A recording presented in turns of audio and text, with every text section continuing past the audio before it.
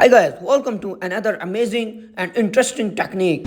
And you must tell us in comment box if this has ever happened to you. Especially girls and skinny boys can face this situation in fight. So we tell you the best technique, very useful and effective technique. So watch the full video if you want to learn technique. So let's start. If the enemy grab your face like this position, then here you will use attacks and grabs. Step number 1, you will hit your punch like this as you can see in the video and grab his wrist with your other hand. Hit like this. Now step number 2, hit your elbow shot on his joint, arm joint. When his grip loose, you can grab him like this.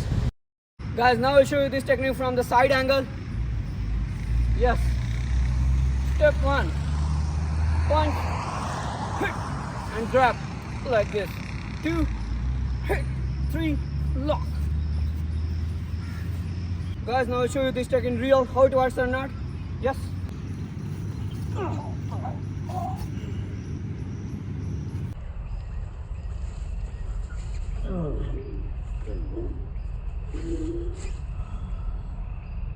Guys, hope you like this video, and if you want to learn more interesting videos, then please subscribe our channel and share our video with your friends, and don't forget press the bell icon. Thank you.